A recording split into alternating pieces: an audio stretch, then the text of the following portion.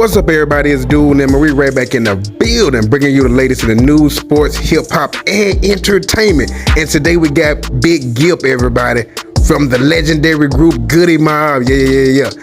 BIG Gipp have been doing it for over 20 years in the game with the group Goody Mob, and he also had some solo albums as well. But he was on a Dialogue podcast show today, and when they asked him about who was the greatest and who was the best back in the day, he answered the questions in pure fashion, everybody. You got to start off with the numbers. The numbers do not lie. They asked him about Tupac. When Tupac was alive and after his death, could nobody numbers beat it? When DMX was at his best, could nobody beat him? And when 50 Cent hit the scene, could nobody stop him? Yeah. Like they always say, men lie, women lie, numbers don't. Now let's watch the video clip and then I'll do my commentary in the end. And at the end of the day, to me, Tupac number one. I don't care what nobody say. Nobody did what that man did. That man had more albums in depth than most people had living.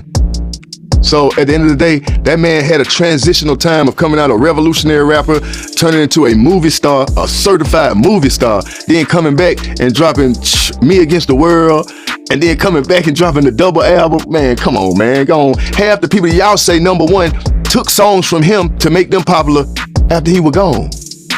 So at the end of the day, look, man, when half your raps were another man raps, then, hey, man, it's great that you could take it and use it, but at the same time, it's like you got to look at Biggie, Pop, and all that as the top five because they set the standards. You got two dead superstars that you can sit back and listen to their music, look at what they doing, how they doing it to formulate your own. They didn't have nobody to look at. They were the original copies. So right now, I'm looking at it like, yeah, you know, New York is built on who can rap the best. Okay. Well, if Big would have lived, would Jay still be the best? See, that's what I'm saying.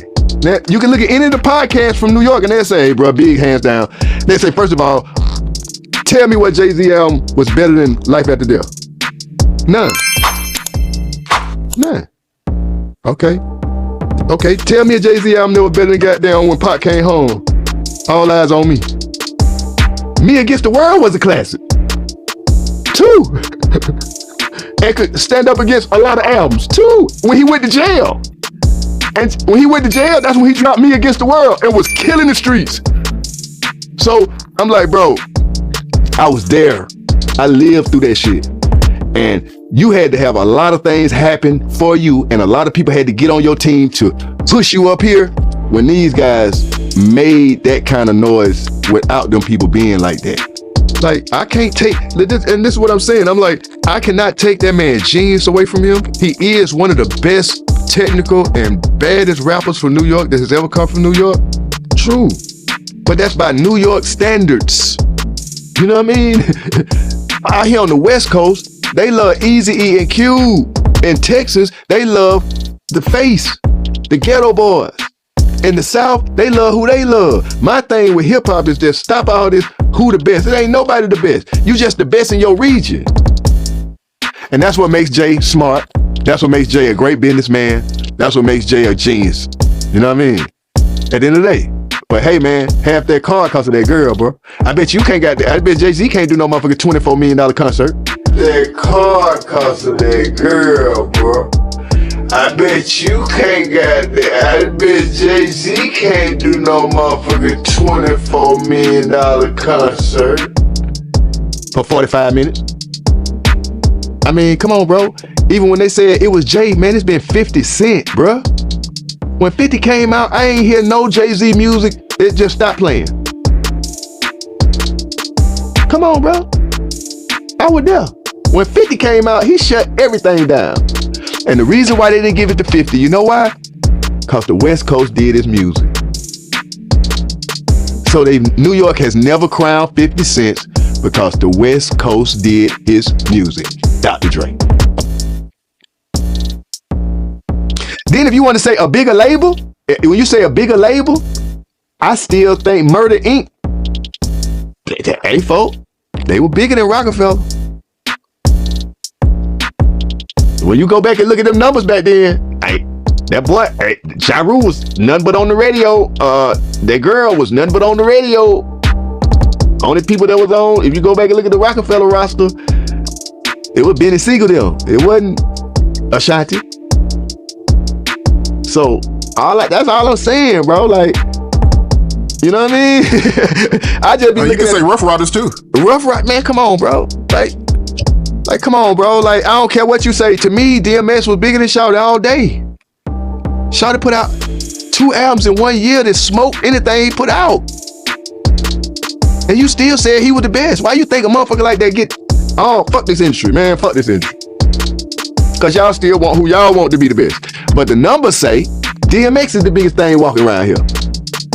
And when it wasn't no DMX and it was 50 Cent, it was somebody else. But it was the numbers say 50 Cent.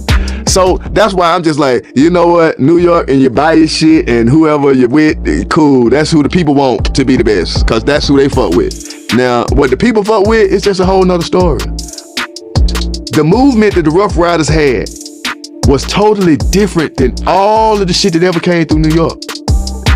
It was just totally street. Nobody had seen a dude from New York sleep on benches with dogs, roof at the camera, ride motorcycles and shit, and then pray on stage and cry. DMX was a true artist. Yeah. Hey, Big Gipp is always a good interview, man. He always has something special to say. But it do make sense, everybody, because when Tupac was alive, wasn't nobody touching him. When DMX was in the game, barking and having them pit bulls everywhere, Rough Riders and DMX come in touch. When 50 Cent hit with G-Unit, yeah. You already know what I'ma say.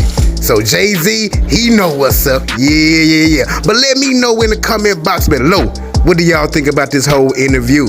Yeah. And make sure you like and subscribe to the channel. Doing them in the building. Yeah.